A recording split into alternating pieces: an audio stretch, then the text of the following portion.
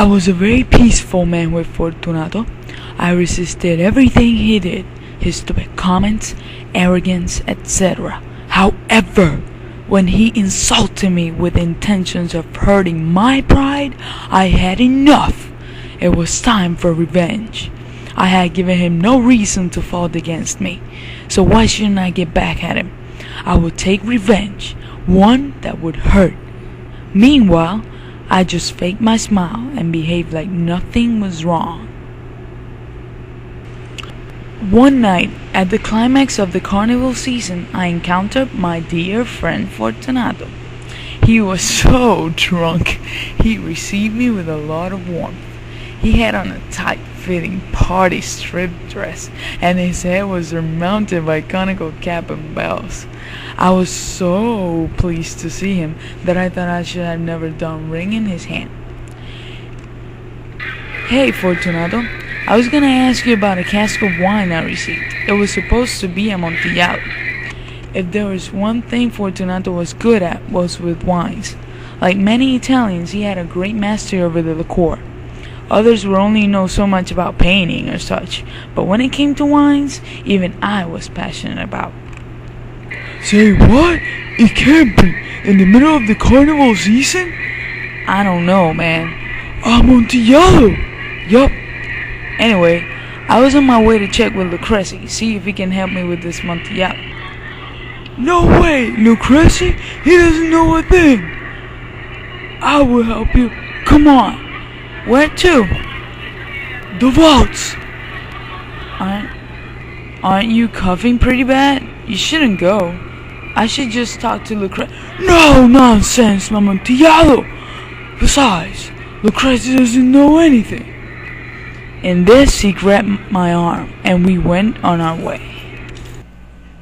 I have told my staff to go away, to leave the place, so when we get there, no one was to testify of the events.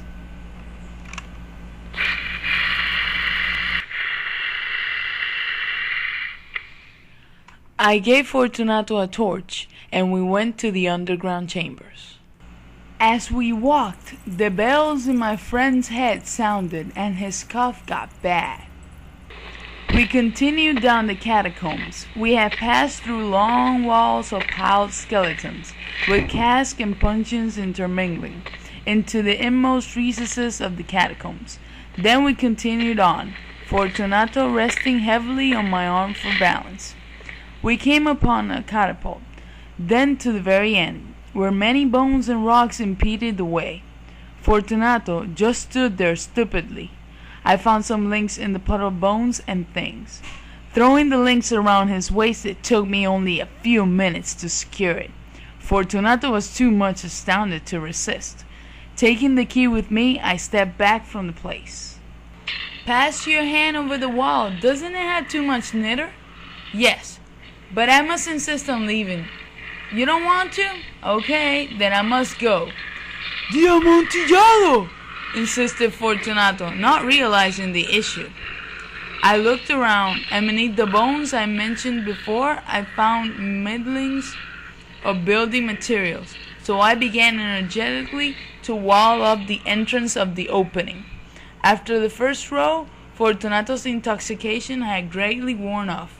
I heard a low moan cry. I laid the second tier, and third, and fourth. Then I heard the furious vibrations of the chain.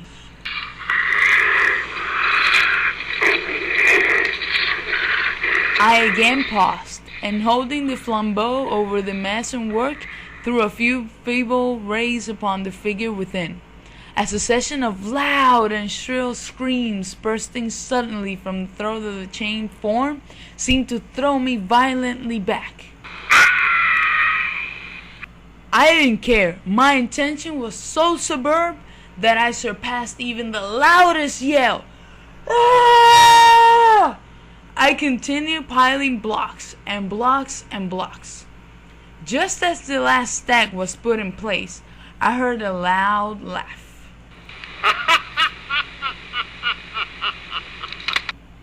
Very good joke. This will be great laugh when we go to the palazzo, downing it with wine. The Amontillado! Yes, the Amontillado. But we better go. It's getting late, and my wife and others might worry. So, come on, let's go. Yes, let's go. For the love of God, Montresor! Yes, I said, for the love of God. I waited. Fortunato! No answer. Fortunato! No answer. I threw the torch in the open hole, and the only sound that came out was the jingling of the bells. I forced the last stone into its position. I plastered it up against the new stonework I put against the old rampart bones.